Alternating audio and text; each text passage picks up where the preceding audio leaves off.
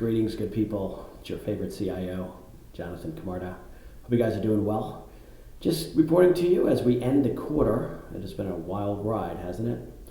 So what I would like to do here is give a summary of what's done well this year, what's worked, how it applies to your strategies, and what we see moving forward into Q2. Perhaps less volatile, perhaps more that you have to see. A lot of macro developments happening. So not getting too deep into the geopolitical situation, however, as you know, it's been a tug of war, no pun intended, with what's going on in the Eastern Bloc.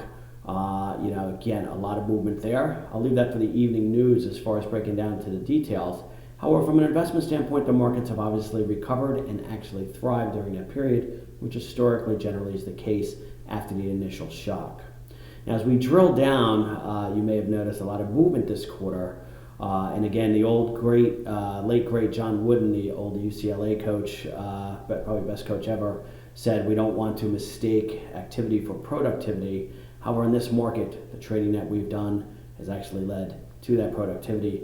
As you guys and talk to your PWAs at the end of the quarter and look at your results, I think you're very, very pleased at the proactive nature in which we've looked at things. That being said, quarter to date, we've had a lot of stuff happen. Best performances generally, as you probably already know, has been energy and utilities. Okay, materials have been slightly down, but the most miserable sectors, of course, for the entire quarter have been technologies and consumer communications, etc. The more aggressive type sectors that did well post-COVID. Now, as we look at capitalization and the size of companies, what's done well and styles, as you'd imagine, large cap, value, right? High dividend payers do very well in this environment. In fact, they're up nicely this year, which is why you'll see that we've had an infusion of that asset class for more of the growth-oriented, right? 2020, 2021 names where that baton has been passed. Small caps have also suffered greatly this year compared to large caps. That makes sense. Value over growth, as that generally happens in what we call the later economic cycle. Now, we've also seen, as I referred to the last video, we talked about it, a very quick inversion of the yield curve where the 2 went above the 10-year. Again, that's not an immediate signal of running for the exits. However, that generally is, again, foreshadowing a potential recession, usually 9-12 months after. Not always is that the case, but all recessions start with an inversion. So we're not going to get into statistics and probabilities on that. However, just know, again, that's just a light that is shown. May or may not indicate anything in the near term. As we navigate Q2, looking through to what we're seeing, again, we are treading with a lean and a bias towards your hard assets, which do well in an inflationary environment. But at the same time, as you may have noticed as well, we are participating in the recent tech run from March as well, as there's been a relief of pressure in those sectors that got hit the hardest the first 2 months of the year.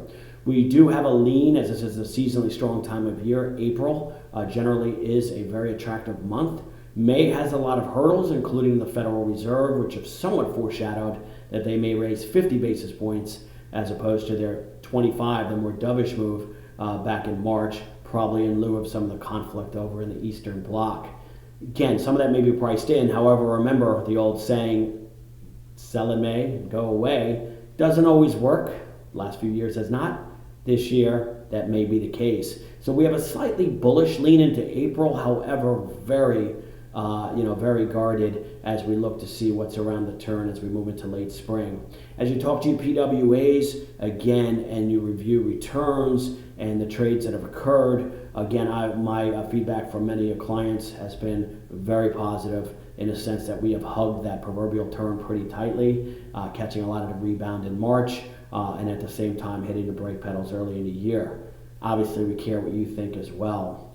So with that being said, that's all we have at this point as we look from a macro standpoint, as we again turn the calendar page to Q2, as it's never a dull moment in this business. And once again, we do appreciate your time, your patience, most importantly, your trust. And if you do find value in these videos, we see the views, hit the like button, don't be bashful, let us know, and maybe perhaps help us contour the messaging that you want to hear, as that's the most important. Once again, your favorite CIO, Jonathan Camarda, signing off. Have a great weekend, and stay eternally vigilant.